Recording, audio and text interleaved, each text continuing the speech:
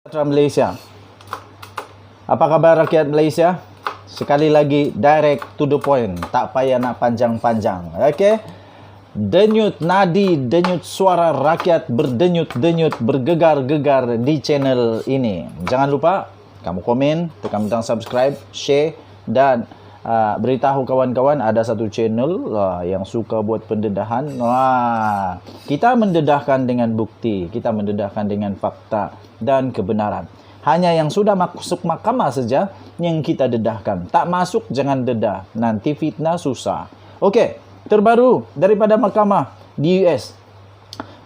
Ini memang amat mengejutkan. Tak sangka ini berlaku. Selama ini aku dengar memang omong-omong kosong je. Sebenarnya waktu itu saya pun pernah dengar, tapi tak tahu betul atau tidak. Last di mahkamah di Amerika, Jolo kata duit bond ketiga 1MDB untuk danai PRU 13. Demikian kata Tim Leisner di mahkamah. Bekas pegawai bank Goldman Sachs, Tim Leisner, memberi keterangan bahawa dia dan rakan sekerjanya ketika itu, iaitu Roger Ng, tidak menerima sogokan daripada bond yang ketiga kerana mereka yang telah mereka kumpulkan untuk 1MDB yang bernilai lebih kurang 12 bilion ringgit Malaysia. Banyak!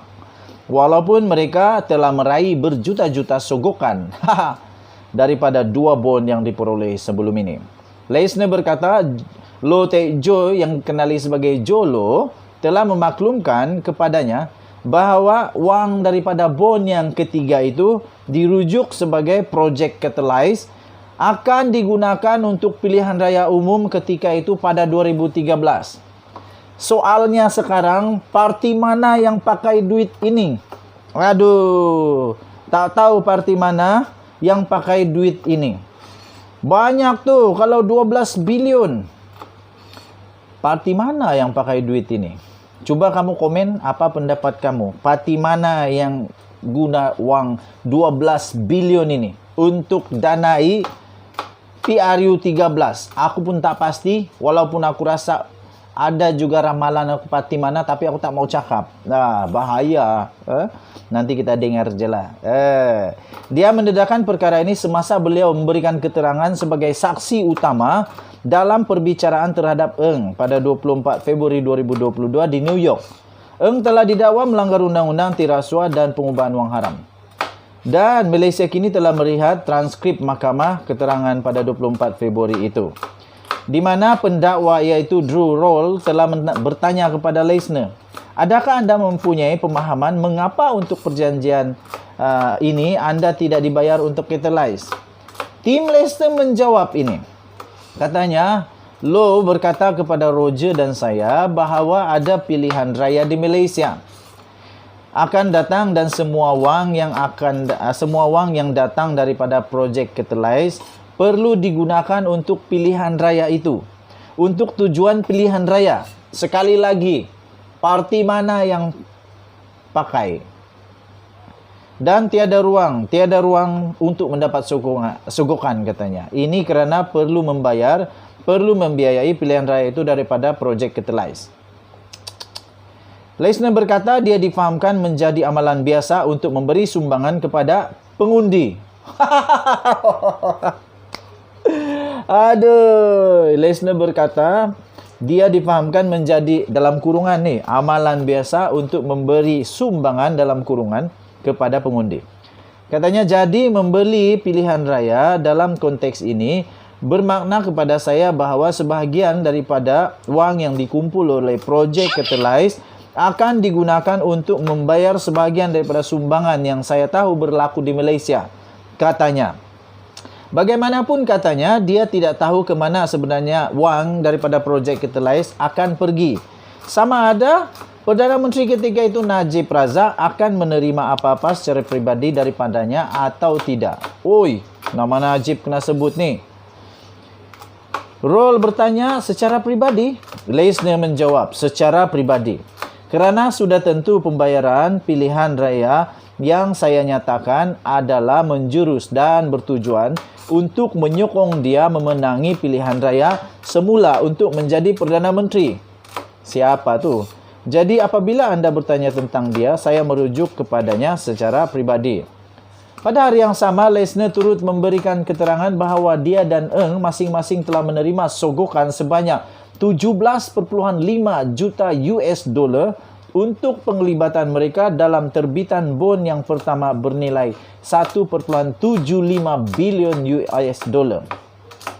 Dia turut berkata mereka telah menerima sogokan untuk bond kedua iaitu bernilai 1.75 bilion walaupun dia tidak menyatakan jumlah yang mereka terima. Lesner berkata dia juga bimbang tentang perhatian negatif media mengenai urus niaga bond pada masa itu kerana dia tahu dia telah menjadi sebahagian daripada skim haram untuk penerbitan bond itu berlaku. Oi, nah ini pendedahan pengakuan yang luar biasa. Dia tahu telah menjadi sebahagian daripada skim haram. Memang sah ada skim haram menurut tim Lesner. Selain itu, katanya juga, kami juga telah mendapat bayaran berlebihan di Goldman Sachs yang tidak biasa untuk transaksi seperti ini. Saya mendapat sedikit keselesaan pada masa itu daripada fakta bahawa Perdana Menteri iaitu Najib Razak telah memenangi pilihan raya selepas projek Catalyze dan keselesaan itu mengatasi kebimbangan media, katanya lagi. So, apa pendapat kamu? Apa komen kamu? Rupa-rupanya PRU 13 menurut tim Lesner ada orang, ada parti, ada pribadi yang menggunakan wang haram untuk menang pilihan raya. Tak tahu parti mana, tak tahu siapa, aku pun tak pasti. Kamu sendirilah komen apa yang kamu pasti. Tapi yang pasti, menurut tim Lesner, Jolo kata duit bond ketiga 1MDB yang dikenali sebagai Project Catalyze itu adalah untuk dana bagi PRU 13. PRU 13. Jadi patutlah ramai orang kata memang ada rasuah. Aku tak percaya. Tapi lah ni susahlah.